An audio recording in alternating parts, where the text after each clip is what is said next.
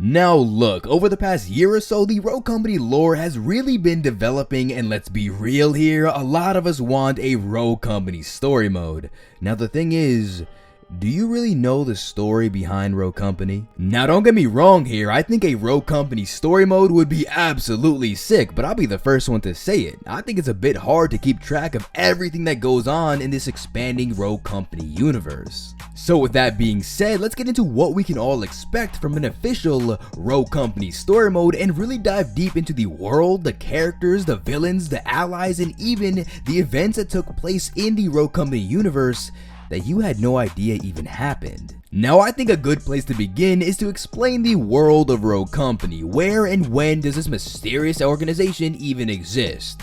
Well, it's confirmed that all of this takes place in the same world we all know and live in today, just 9 years in the future. Now technically, since Rogue Company is only 9 years in the future, if Rogue Company were to add a story mode, the levels, the buildings, all of that would be pretty reminiscent to what we are already experiencing in the real world today, just with a little bit of that Rogue Company flair added to it. You know what I mean. Well, now that we know where and when the Rogue Company universe exists, let's answer the question, what really is Rogue Company? Because a lot of people seem to think that they're the good guys, like they're somehow Hi-Res Studios' version of the Avengers. But when's the last time you saw Captain America or Iron Man murder 20 people in cold blood right in the middle of the street and then get hunted down by the superpowered police because of that?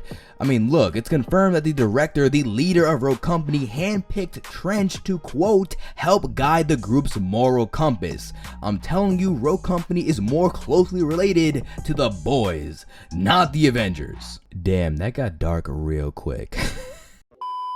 Now, I'm not saying rogues are out here killing innocent people willy-nilly, only I'm kind of saying that, but let's really understand Rogue Company as an organization. So they're a vigilante force going where governments can't to do the things that need to be done. Rogue Company takes on million-dollar contracts from governments and special interests to stop credible and imminent threats, aka rogues do all the dirty work of the world's governments and have no problem blowing up a village if it means they get the mission completed. I mean, come on, Dima was recruited to be a rogue after he was rescued on orders by the director from a bomb threat situation. But come to find out, Dima was the damn bomb threat. And look at Talon, you know, the ex-Yakuza enforcer, an ex-enemy of Rogue Company who's not a stranger to killing the innocent.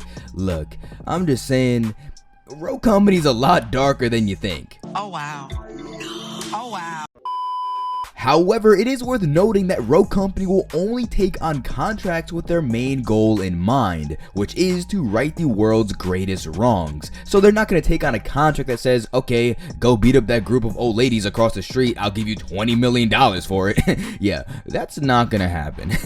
Now realistically, Rogue Company does want the best for the world, but they'll do whatever it takes to make that happen, including adding rogues to the team that were in their past some serious ass criminals. So as of right now, you can kind of look at Rogue Company as a anti-hero organization. Oh, but that's not all, because the rogues, aka all the characters we have all been playing as, are paid handsomely to be a part of the guild and live the lavish lives of international people of mystery. So essentially Ronin, Dima, Chalk, yeah, all of them are millionaires for killing, quote, bad guys. Now what's crazy about Rogue Company as an organization is that they're out here assassinating corrupt diplomats and leaving a trail of Jackal bodies behind them, but yet they rely on the public opinion and popular support to ensure they aren't killed on sight, which is mind-blowing. But to make it even crazier, while some rogues live in the shadows, many rogues embrace their newfound fame,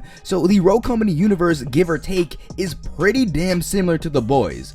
I mean, come on, I know you can see the similarities. So now knowing this world a bit more and having a good idea of how Rogue Company operates in terms of a story mode, we can expect to go on missions that involve Rogue Company being hired by governments around the world to take out their serious threats. For an example, if Jackal's doing some real supervillain shit down in Russia, expect to pick your favorite rogues to go down there and kick some Jackal ass. Oh, and don't worry, I'll explain Jackal pretty soon. However, before we get into all of that, let's get into some of the stories of those who make up Rogue Company, the rogues that we have all been playing as, and even the ones that we haven't been formally introduced to yet. Starting off with the leaders of Rogue Company. So as of right now, the director, who we have not been able to see yet but only heard his voice, is the current leader of Rogue Company. He's the guy who calls all the shots and is the one who approves all of Rogue Company's missions. However, there are founding members of Rogue Company like Kestrel, who I quote, is a founding member of Rogue Company but was the first to retire and cash out, and rogues like Runway, who have been leaked to have the power to recruit rogues like Cannon, the next new rogue to be added to the roster. Now, the founding members of Rogue Company are a bit of a mystery, being that we only know of 3. However, in Rogue Company story mode, I think we can expect to get a full explanation of how Rogue Company was founded, and most importantly, why. Now, I would talk about all the rogues in the game and their backstories, but look, there's a lot of rogues to talk about, and that might need its entire own video. So like this video and comment down below if that's something you want to see, and I'll make that happen.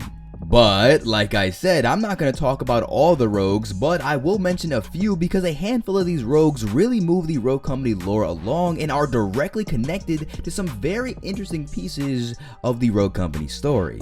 Now for an example, Mac. Now Mac is the leader of Justiciar, the world's police force who not only brings Jackal and the rest of this world's villains to justice, but also Rogue Company as well. Now we all saw Mac arrest Ronin himself for being involved in killing all those Jackal operatives in the middle of the street along with Dima. And by the way, I know it's a little bit unclear why Mac and Sigrid just started duking out in the middle of the hallway, but that was because Sigrid was trying to stop Mac from arresting Ronin.